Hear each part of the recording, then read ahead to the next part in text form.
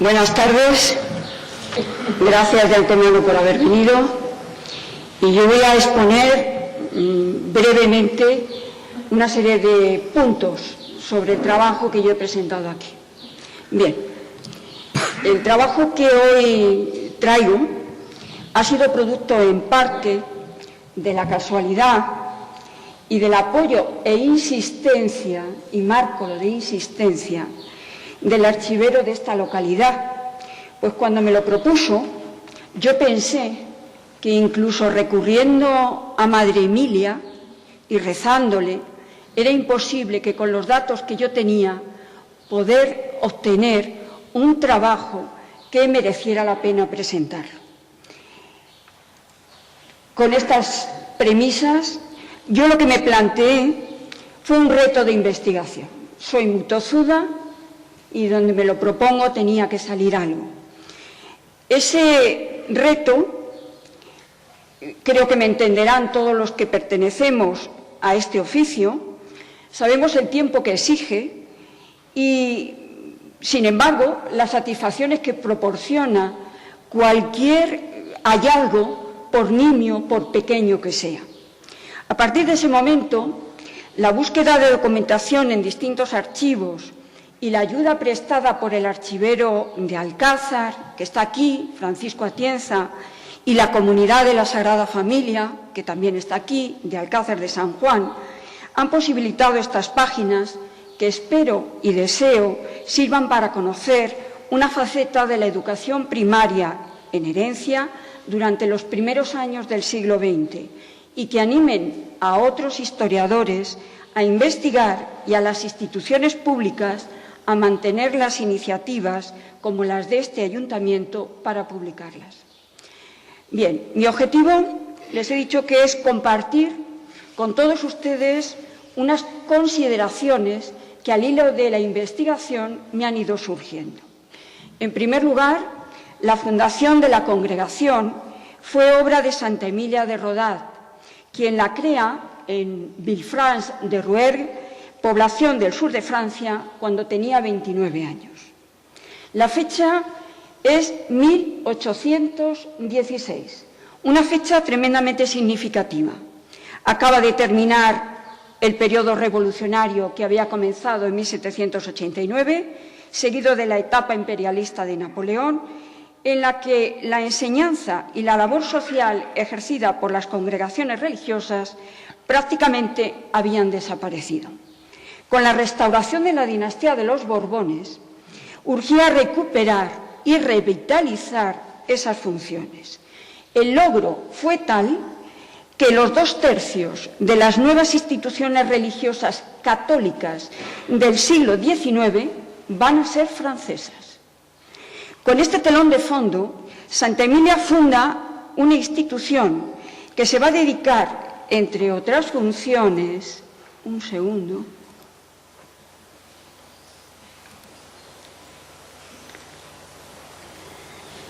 a la que es la gran aportación social, la formación intelectual, humana y religiosa de niñas y jóvenes, sobre todo de aquellas con menores recursos económicos.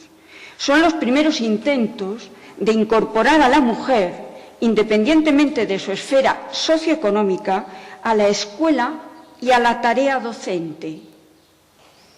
Ahí vemos unas palabras que el padre Martí, que era el confesor y el director espiritual de Madre Emilia, dirige a las religiosas de la Sagrada Familia. Les dice: las hermanas dedicadas a la enseñanza deben tener sumo cuidado en instruirse ellas mismas, porque es necesario saber mucho para enseñar bien. Este proceso va a iniciar un largo camino hacia la integración plena de la mujer en todos los ámbitos de la sociedad. Un proceso que todos sabemos no ha sido fácil, ya que a periodos de avance le han seguido periodos de retroceso. La presencia de la congregación en España va a tener lugar un siglo después, prácticamente, de haberse fundado. En 1903, como consecuencia de las medidas laicistas de la Tercera República Francesa. Son medidas que prohíben la enseñanza a las congregaciones religiosas y les van a obligar a buscar en otros lugares la acogida que, lógicamente, no se le dispensaba en Francia. En estos primeros años del siglo XX, la España de la Restauración es fundamentalmente una España agraria y rural y vivía las consecuencias de las pérdidas coloniales, la llamada crisis del 98, que se tradujo en una gran conmoción moral tanto para la sociedad como para la clase intelectual, alumbrando una nueva generación, la generación famosa literaria del 98, pero en el ámbito político y social va a dar lugar a la creación del movimiento regeneracionista, cuya preocupación por la educación, y ahí está Joaquín Costa enarbolando la bandera a favor de la escuela y la despensa, impulsará los primeros grandes cambios nada más comenzar el siglo XX. El primero de ellos va a ser la creación del Ministerio de Instrucción Pública. El Ministerio se crea, el Ministerio de Instrucción Pública y Bellas Artes, que se crea en el año 1900, con lo que se logra, por primera vez y definitivamente, la independización de la educación del Ministerio de Fomento, del cual dependíamos. Aunque les parezca raro, éramos un apéndice del Ministerio de Obras Públicas. Bien, las medidas que se adoptan en esta primera década serán obra de los ministros conservadores y liberales. Ahí tenemos al primer ministro de Educación española, Antonio García Alís, un militar conservador que va a ser el primer ministro de Educación. Y a su lado, en el lado opuesto, está el señor Conde de Romanones, que era el ministro liberal. Bien, estos ministros, con otros más, lógicamente del bando conservador y del bando liberal, se van a ir alternando en la cartera, buscando mejorar las leyes educativas, sin necesidad, y esto lo quiero recalcar, en lo fundamental, de anular las del oponente político. Es decir, que se iba construyendo y no destruyendo. Bien, estas reformas abarcaron desde la transformación de los maestros en funcionarios del Estado. A partir de este momento, su formación y la paga de sus salarios va a depender del Ministerio de Educación y no de los ayuntamientos como hasta entonces. La organización de las escuelas normales, es decir, la preocupación por los educadores, por los enseñantes, y la creación de las inspecciones provinciales de primera enseñanza. Es decir, el control del mecanismo de cómo iban funcionando las escuelas en las distintas provincias españolas. Por otro lado, se amplía la edad escolar obligatoria. La ley Moyano había establecido de 6 a 9 años. A partir del año 1901 se amplía la educación hasta los 12 años, es decir, de 6 a 12. Por otro lado, se establece el control de la enseñanza privada. No es una enseñanza fuera del control de las instituciones administrativas, sino que va a pasar a depender muy directamente y sobre todo de los inspectores provinciales. Y por otro lado, y yo quisiera señalar también esta medida, entre otras muchísimas, la lista sería prácticamente interminable, la autorización por igual de la matrícula de alumnos y alumnas en la enseñanza oficial y no oficial de secundaria, es decir, lo que hoy llamamos el bachillerato. Hasta aquel momento, las niñas solamente podían estudiar como libres en los institutos, no podían matricularse como alumnas oficiales. Vale. En este contexto de grandes medidas y escasos recursos, tanto por parte del Estado como por parte de los ayuntamientos para aplicarlas, abren las religiosas de la Sagrada Familia un colegio en Córdoba. Bien, el proceso para lograr su fundación y, en definitiva, durante todos estos primeros años va a seguir siendo la misma tónica, era buscar la mediación de un sacerdote o de un religioso que les facilitase, por un lado, ante el escaso conocimiento del idioma, hay que tener en cuenta que todas ellas eran francesas, su establecimiento en la localidad y, por otro lado, la autorización del obispo de la diócesis, porque al ser colegios religiosos, la medida o el primer requisito que se necesitaba era la autorización del obispo de la diócesis y no del Ministerio de Educación. Bien, a Herencia llegan en el año 1908. Son 5 religiosas. Se las he puesto ahí y no voy a repetirlas. Las tienen las 5 fundadoras que llegaron en esta fecha. Nada más llegar van a encontrar el apoyo de 2 personas y una institución. La primera es don Metodio Quintanar Funes.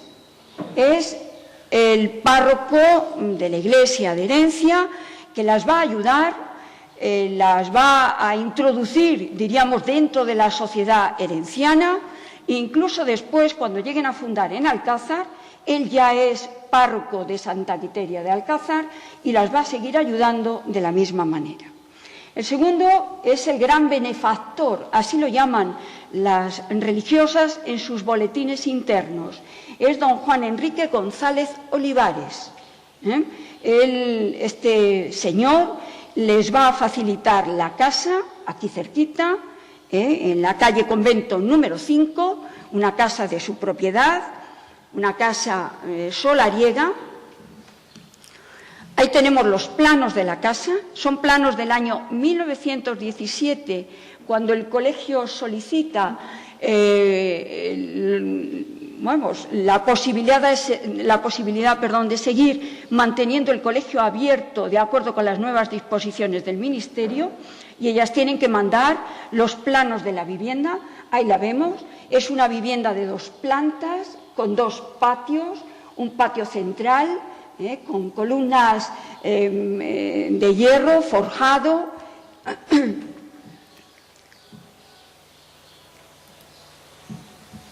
Ahí tenemos el patio principal de la casa, con esa azulejería de colores ocres, azules, verdes, tanto con elementos geométricos como con elementos vegetales, típicamente andaluza.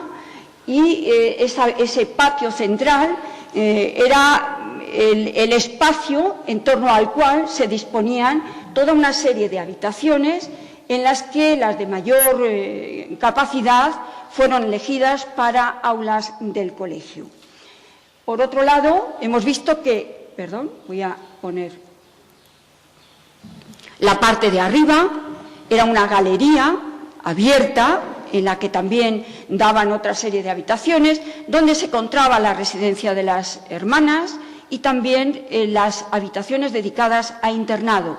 En la parte baja había un comedor que daba directamente al patio, era una casa solariega, por lo tanto el corral, el primitivo corral, se transforma en el patio del recreo, ¿vale? Donde se encontraban los servicios para que tuvieran más fácil acceso las alumnas. Bien. La Sociedad Fontanera, que era la institución que también les va a prestar apoyo, les va a otorgar una subvención anual con la cual sostener un aula de 20 niñas huérfanas y pobres. El colegio que se abrió en esta localidad era un colegio de niñas y dedicado exclusivamente a la enseñanza primaria. En esa enseñanza primaria que incluía lo que hoy llamaríamos también la enseñanza infantil. Entonces no había división entre la enseñanza infantil y la enseñanza primaria. Todo ello era enseñanza primaria. Vale. Acogerá también a niños, pero solamente hasta el momento en que hacían la primera comunión. Fue el primer colegio privado religioso creado en Herencia, aunque pocos meses después se abrirá el de los padres mercedarios para niños. La acogida dispensada a los dos colegios, a los dos centros, apoyaba lo que la ley sobre establecimiento de centros privados afirmaba. Vienen a llenar, decía la ley, una altísima función social. Y efectivamente así era, dado el déficit de escuelas públicas y de docentes que había, digo en España, digo en Castilla-La Mancha y digo en Herencia. De acuerdo con la normativa vigente, Herencia debía tener, para cubrir la necesidad de los 719 niños y niñas que había en el año 1910 en edad escolar, es decir, hasta los 12 años, 8 escuelas públicas elementales. Debía tener 4 para niños y 4 para niñas. En la realidad eran la mitad, 2 de niños y 2 de niñas, teniendo en cuenta la no muy larga ley Moyano, que lógicamente era la que todavía estaba vigente en cuanto al número de alumnos por aula. Sin embargo, hemos dicho que solamente van a funcionar 2 y además sin posibilidad alguna de aumentarlas, porque ya el ayuntamiento dice clara y específicamente que no tiene recursos para aumentarlas. Esta escasez de recursos por parte de la corporación municipal va a hacer que eleve al Ministerio una demanda, una petición, para que acepte como escuelas compensables, este es un término que se utiliza en la época, escuelas compensables, a los 2 colegios privados, porque él no tiene recursos y porque además reúnen entre los 2 cerca de 300 alumnos. Por lo tanto, estaban en condiciones de compensar las carencias que tenía la población herenciana. El colegio pone en marcha, el 1 de septiembre del año 1908, el establecimiento, el colegio, con 5 normas básicas. Esas normas están ahí, las tienen ustedes, ahí. Son normas, la primera de ellas, de prevención de epidemias. Es decir, se necesitaba estar vacunado. Incluso es curioso, yo me encontré aquí un documento que la propia Sociedad Fontanera trajo un año de estos, una vaca, compró una vaca para vacunar a la población herenciana contra la epidemia de viruela, ¿vale? Por lo tanto, el colegio tenía que asumir esas necesidades y esas demandas que había por parte de la sociedad y por parte de las instituciones y establece que tienen que estar vacunados los niños y niñas que accedan al colegio. Luego establece en la siguiente norma el horario que va a haber de clases. Por otro lado, establece la medida de higiene que deben llevar las niñas al colegio y, por último, dice que ni los jueves por la tarde ni los días festivos habrá clase. Nos parece un poco raro que esto venga en esta fecha, pero tienen que tener en cuenta que hasta el año 1904 los domingos no eran festivos. La presión de la Iglesia hace que en el año 1904 el Estado establezca como día festivo el domingo. Por lo tanto, a partir de esa fecha no habrá clases y serán días dedicados, lógicamente, a lo que eran las actividades de carácter religioso. Bien.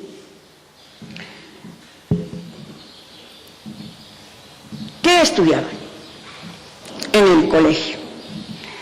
El plan de enseñanza primaria que había aprobado el Ministerio de Instrucción Pública, el Ministerio que hoy llamaríamos de Educación, en el año 1901 establecía y uniformaba el nivel de enseñanza para niños y niñas. Es decir, que de acuerdo con la ley no había diferencias entre las materias que estudiaban los niños y las materias que estudiaban las niñas. En la práctica no era así. Tienen en la parte de la izquierda las materias que enseñaban en el Colegio de los Mercedarios y a la derecha las materias que estudiaban en el Colegio de la Sagrada Familia de aquí de Herencia. Esas materias estaban aprobadas por las instituciones públicas, es decir, que no estaban fuera de la ley. Es decir, la ley iba por un lado y luego cuando llegaba el momento de presentar qué materias iban a estudiar, las instituciones las admitían. Si se dan cuenta, hay bloques de materias que son iguales para unos y para otras. Sin embargo, hay 3 materias que nos llaman la atención. Una es los rudimentos de derecho, los trabajos manuales y los ejercicios corporales, que son exclusivos de los niños, mientras que las niñas, a diferencia, estudiaban economía doméstica y hacían labores. ¿Vale? Se entendía, por lo tanto, que el conocimiento de la ley y de aquellos que iban a ser los futuros legisladores, así como el adiestramiento y el desarrollo físico, eran privativos de los niños, mientras que las niñas, la formación había que orientarla desde la escuela y desde las casas hacia sus futuras funciones de esposas y madres. No era raro, por lo tanto, que cuando llegaba el momento de hacerse la fotografía de rigor en los colegios, los niños aparecían perfectamente vestidos, sentados, delante incluso pues, de una pizarra, con números, con letras, mientras que las niñas, lógicamente con el bastidor o con el trapito aquel, cosiendo. Bien, e incluso todos saben que el símil que se utilizaba en cuanto a lo que tenían que aprender las niñas en relación con la naturaleza era la abeja y la hormiga. Las niñas debían ser como las abejas y como las hormigas, laboriosas, previsoras y obedientes. Vale. Para aquellas que tenían recursos económicos, podían estudiar las llamadas clases, que ya el término se las trae, clases de adorno, que eran pintura, piano y francés. No quiero insistir más, sino simplemente decirles que ahí está el carácter diferenciador y discriminatorio de los niveles de enseñanza. El número de alumnas experimentó un rápido crecimiento en el colegio, ya que en el año 1910 contaban ya con 102 alumnas. Es un crecimiento muy rápido. No solamente las que procedían, lógicamente, de aquí, que eran la inmensa mayoría, sino también de los lugares del entorno y, cómo no, también de Alcázar. De Alcázar vinieron niñas a estudiar aquí al Colegio de Herencia. Y será precisamente a Alcázar a donde Madre Albertina, la superiora del Colegio de Herencia, se dirija desde el año 1909 con la intención de crear un nuevo centro en Alcázar, que lo logrará en el año 1914.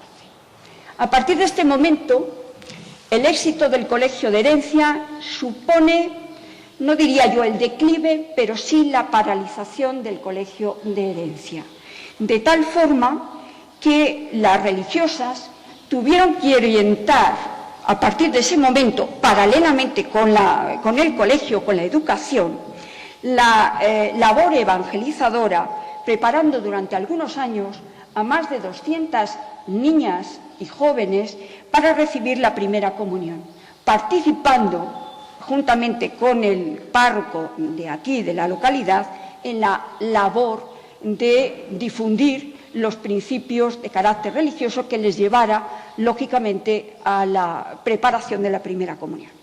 Pero aún así, los años que transcurren entre el año 14 y el año 28 van a ser unos años, 27, van a ser unos años difíciles, porque a la pérdida de alumnas se unía la falta de recursos para mantener abierto el colegio.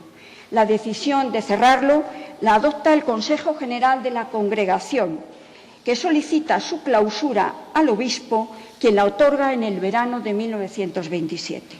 Hubo intentos para evitar su salida, encabezados por la Corporación Municipal y al frente su propio alcalde, don Nicomedes Montes, quien eleva una carta a distintas instituciones públicas. Incluso la elevó hasta el propio Consejo de Ministros, intentando que no se fueran. Incluso él llega a insistir en que todavía el número de colegios de niñas que hay en Herencia es solamente 2.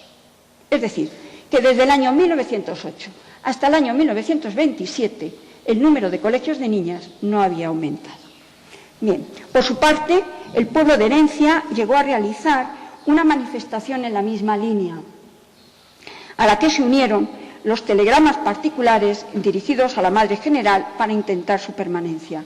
Estas demandas no impidieron su cierre y el traslado de las religiosas a otros colegios, y entre ellos al de Alcázar, a donde llegaron también niñas herencianas para continuar su formación. Dejaban 19 años dedicadas a la enseñanza y a la catequesis en Herencia, colaborando activamente en su formación cultural y social, para continuarla en Alcázar, labor que en el año actual cumple los 100 años. Muchas gracias.